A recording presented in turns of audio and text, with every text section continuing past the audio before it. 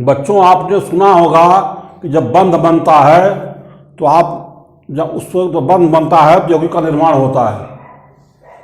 ये बताया गया आपको कि प्रत्येक परमाणु अपनी वाह्य कक्षा में 8 इलेक्ट्रॉन पूरा करने के लिए बंध बनाते हैं।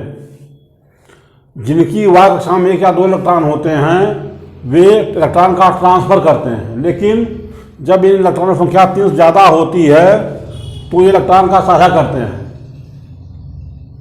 साझा करने में इलेक्ट्रॉनों का युग्मन होता है, मतलब जो अयुग्मित इलेक्ट्रॉन होंगे वो जोड़ा बनाते हैं, अर्थात जिसके पास जितने अयुग्मित इलेक्ट्रॉन होंगे वो उतने बॉन्ड बनाएगा। जैसे ऑक्सीजन में 2 इलेक्ट्रॉन अयुग्मित होते हैं तो ऑक्सीजन डबल बॉन्ड बनाता है। नाइट्रोजन में 3 होते हैं, नाइट्रोजन ट्रिपल बॉन्ड बनाता है। क्लोरीन में सिंगल इलेक्ट्रॉन अयुग्मित होता है तो सिंगल बॉन्ड बनाता है। लेकिन कार्बन की जो संरचना होती है 1s2 2s2 2p2, मतलब यस उपकोष इसके 2 इलेक्ट्रॉन होते हैं, p में 2 होते हैं, जिसमें एक px में होता है, एक py में होता है। तो ये कहा गया कि कार्बन की वैलेंसी जो होती है सामान्यतः सभी कार्बन यौगिकों में 4 होती है। तो 4 कैसे होती है? 4 तभी हो सकती है जब इसके पास 4 अयुग्मित इलेक्ट्रॉन हों। तो ये कहा गया कि कार्बन जब उत्तेजित अवस्था में होता है, अर्थात कहीं से ऊर्जा प्राप्त कर लेता है, तो इसका यस का इलेक्ट्रॉन अनपेयर्ड हो जाता है और इलेक्ट्रॉन प्रमोट हो जाता है आगे। अब इसके पास 4 अयुग्मित इलेक्ट्रॉन हैं। तो ये मान लो इसे मीथेन आपका हुआ। मीथेन में हाइड्रोजन का में ये कार्बन 4 हाइड्रोजन से बॉन्ड बनाता है CH4। तो ये 4 इलेक्ट्रॉन हुए कार्बन के अयुग्मित और 4 इलेक्ट्रॉन ये हुए हाइड्रोजन के। इसे शेयरिंग करेगा ये और इसका ऑक्टेट पूरा हो जाएगा। 8 इलेक्ट्रॉन से पूरे हो गए, ये बना दिया CH4। लेकिन जो इलेक्ट्रॉन कार्बन की है, ये इलेक्ट्रॉन यस का है, ये px का हुआ, ये py का हुआ, pz का हुआ। तो जो 4 बॉन्ड बनेंगे इसके, इन 4 बंधों में चूंकि ये कहा गया कि इलेक्ट्रॉन ऊर्जा के बढ़ते हुए क्रम में प्रवेश करते हैं, तो p उपकोष की ऊर्जा इस उपकोष ज़्यादा होती है, तो जो बॉन्ड जिस इलेक्ट्रॉन से बनेगा उसकी ऊर्जा कम होगी। जो कम होगी उसका स्थायित्व ज़्यादा होगा, अर्थात उस बॉन्ड को तोड़ने के लिए ज़्यादा ऊर्जा की जरूरत पड़ेगी। लेकिन प्रयोग द्वारा पाया गया नहीं, ये 4 CH बॉन्ड होते हैं, इनकी सबकी ऊर्जा समान होती है। कैसे होता है? तो ये कहा गया कि इनमें संकरण होता। संकरण होता क्या है? हाइब्रिडाइजेशन। आप लोगों ने हाइब्रिड भी सुना होगा, तो बहुत ज़्यादा उत्पादन देता है। तो इसमें संकरण क्या क्या चीज़ होती है आप समझिए। यस का एक कक्षक हुआ, पी के 3 कक्षक हुए, तो इनकी ऊर्जा आपस में मिल जाएगी।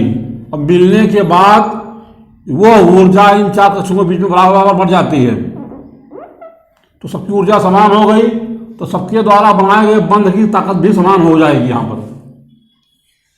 तो परिभाषा क्या इसकी हुई? कहा कक्षकों की ऊर्जा का आपस में मिश्रित होकर पुनः उनमें समान रूप से बंटना, ये संकरण कहलाता है।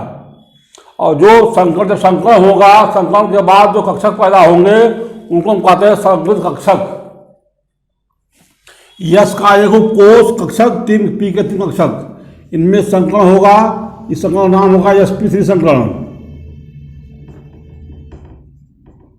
और जो कक्षक उत्पन्न होगा उसको हम कहेंगे sp3 संकलित कक्षक।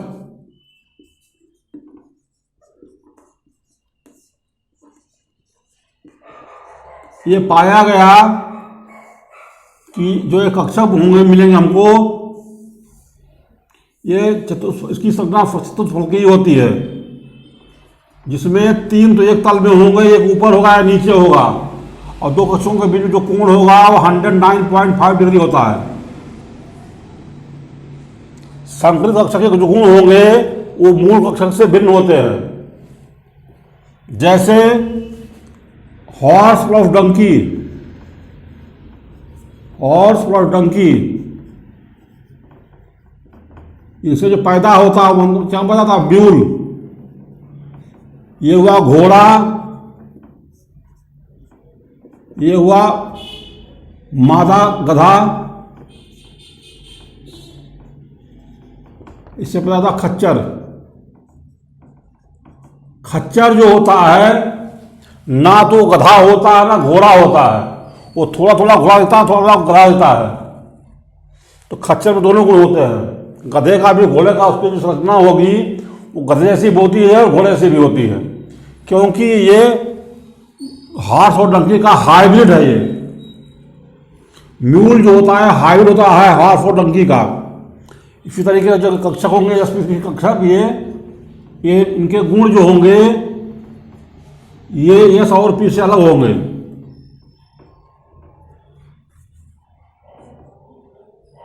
इसको कहेंगे हम यशस्वी संकृत कक्षक, ये लिखा हमने आपको। ये होगा, ये होगा और ये होगा और ये भी होगा। अब संकरण कुछ नियम होते हैं। नियम क्या है कि संकरण होने के लिए कक्षकों का उत्तेजित होना आवश्यक नहीं है। कक्षक अर्धभारित हों, आधा भरे हों, पूरे भरे हों, पूरे खाली हों, उनके बीच में संकरण हो सकता है। और संकरण हमेशा लगभग समान ऊर्जा वाले कक्षकों के बीच में होता है। मतलब ये 2s का अपोजिट 2p है तो s और 2p के बीच में होगा। ऐसा नहीं 2s का संकलन 3d से होगा, ऐसा नहीं होता है। लगभग ऊर्जा में समानता हो, मतलब अंतर कम हो। जैसे दोस्ती होती है कक्षा 6 के बच्चे की तो 7 वाले से होगी, 5 वाले से होगी। ऐसा नहीं तो 6 वाले दोस्ती 12 वाले से होगी, ऐसा नहीं होता। तो ठीक है, स्थिति यहाँ होती है। अब ये तो, और दूसरी बात यह है जो संकृत कक्षक होते हैं ये हमेशा सिंगल बॉन्ड बनाते हैं और इस सिंगल बॉन्ड की शक्ति सामान्य सिंगल बॉन्ड से अधिक होती है। और अर्थात ये जो संकृत कक्षक हैं ये हमेशा सिग्मा बॉन्ड बनाते हैं। हमने बताया था पिछले वीडियो में आपको कि संकृत जो भी सिग्मा बॉन्ड होते हैं वो सिंगल बॉन्ड होते हैं। चूंकि संकृत कक्षक सिंगल बॉन्ड बनाते हैं इसलिए ये जो है सिग्मा बॉन्ड होंगे। का नियम किसमें क्या संकलन होगा, सब नियम होता है, हम बता रहे हैं आपको और आप इसके मास्टर हो जाओगे। कोई क्वेश्चन देगा तुम उसका आंसर दे दोगे कैसे, इसमें कौन सा संकलन होगा। देखिए संकलन के प्रकार क्या हैं। sp संकलन, sp2 संकरण, sp3 संकरण, sp3d संकरण, sp3d2 संकरण और sp3d3 संकरण। ये संकरण के प्रकार हैं। इसमें कक्षक कितने हुए, एक यस हुआ, एक पी हुआ तो 2 हुए। इसमें एक यस हुआ 2 पी हुए तो कितना, दोनों का योग कितना हुआ, 3 कक्षक हुए। इसमें 4 कक्षक हुए, इसमें 5 हुआ, इसमें 6 हुआ, इसमें 7 कक्षक हुए। अब इसका उपयोग कैसे हम करेंगे हम बता रहे हैं आपको। देखिए संकलित कक्षकों की संख्या बराबर होती है, संकलित कक्षकों की संख्या बराबर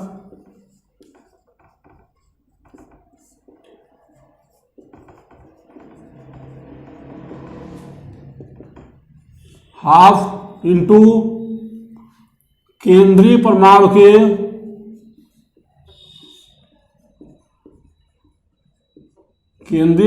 के संयोजकता कोष में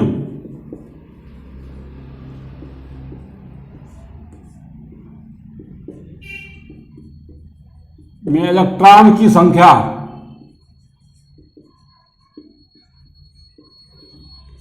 प्लस एक संयोजी परमाणु की संख्या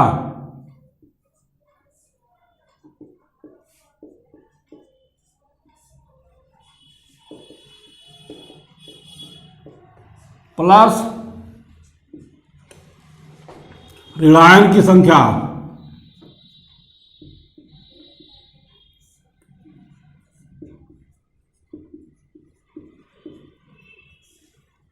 माइनस धनायन संख्या।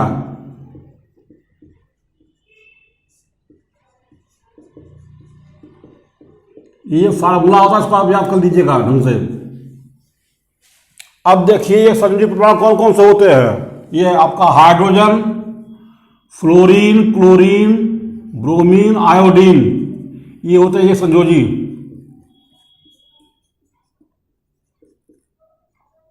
इनकी संयोजकता एक होती है। ठीक, अब हम आप बताएं कैसे निकालेंगे। NH3 हुआ,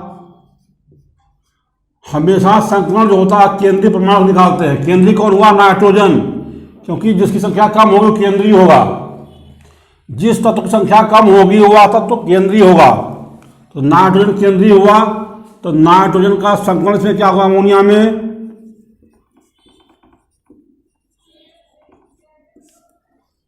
कैसे निकालेंगे? तो निकालेंगे संकलित कक्षक संख्या, संकलित कक्षक की संख्या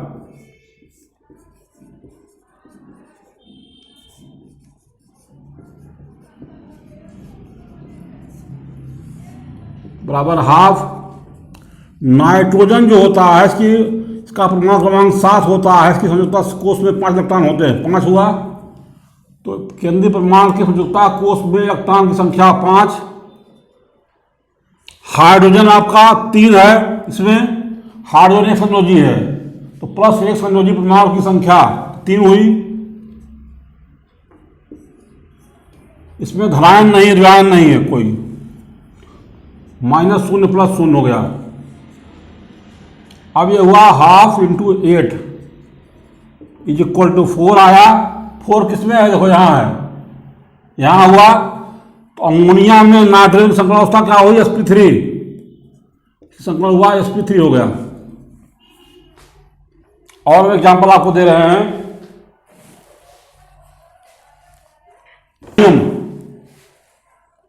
अमोनियम आयन, इसमें नाइट्रोजन की संकलन अवस्था क्या होगी?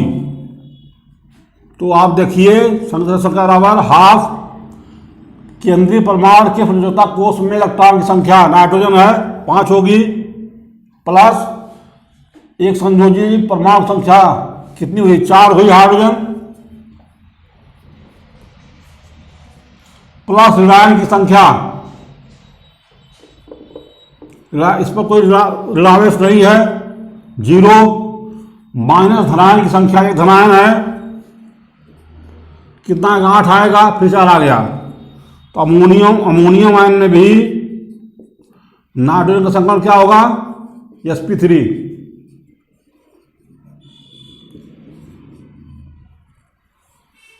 और मैं एग्जाम्पल आपको दे बता रहा हूं जिससे आपको आसानी रहेगी और आप समझ जाएंगे।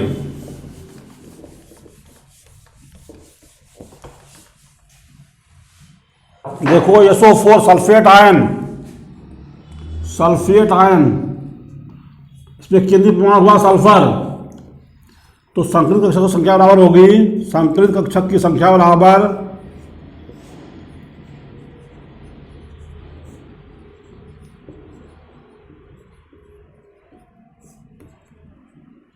सल्फर का परमाणु क्रमांक होता है 16 का, इलेक्ट्रॉनिक विन्यास होगा 286। तो 6 इलेक्ट्रॉन के संयोजकता कोष में हाफ इंटू 6 प्लस एक संयोजी परमाणु की संख्या। तो आप देखिए एक संयोजी नहीं है, इतने ही होते हैं संयोजी, तो 0 हो गई। इस पर प्लस ऋणायन की संख्या, 2 ऋणायन है, +2 धनायन माइनस धनायन की संख्या, कोई धनायन नहीं इस पर है, 0। ये हुआ हाफ इंटू 6 = 3। 3 वर्ष कौन सा होगा? ये sp2 संकलन होगा। इसमें सल्फर sp2 संकलन अवस्था में होगा, +2 आएगा, ठीक, राइट, सॉरी ये 8 हो जाएगा, तो होगा 4 होगा, तो sp3 संकलन होगा। इसमें sp3 संकलन निकला इसका। ये नियम होता है। अब आपको बता रहे हैं PCl5 में फास्फोरस का संकलित कक्षक होंगे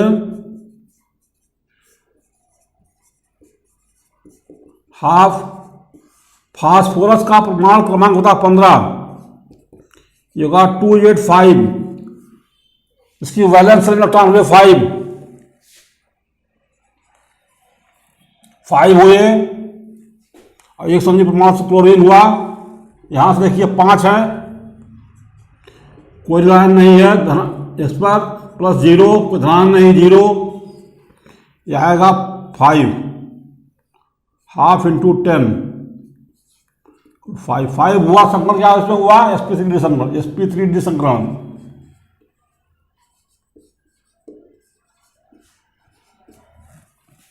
इस प्रकार से आप इस फार्मूले से किसी भी आयन का या किसी अणु में उसके केंद्रीय परमाणु की संकलन अवस्था आप ज्ञात कर सकते हैं। ये बहुत ही आसान विधि है, बस आप इस फार्मूले को ध्यान रखिए और एक केंद्रीय परमाणु को ध्यान रखिए, आपका काम आसान हो जाएगा। क्योंकि जब अभी इनऑर्गेनिक पढ़ाएंगे तो हम बताएंगे इसमें ये संकलन होगा, ये संकलन होगा, आपको दिक्कत होगी उसमें, इसलिए आप इसको सीख लीजिए यहीं पर। मैं आशा करता हूँ कि ये टॉपिक आपको समझ में आया होगा और आप इसको ग्रहण करेंगे। और कोई दिक्कत होती है आप हमसे कमेंट कीजिए, हमको अच्छा लगता है आप शेयर कीजिए, लाइक कीजिए, सब्सक्राइब कीजिए चैनल्स को, जिसको आपको वीडियो मिलता रहे। मैं कल आपको बताऊँगा हेलो एरीज। Thank you.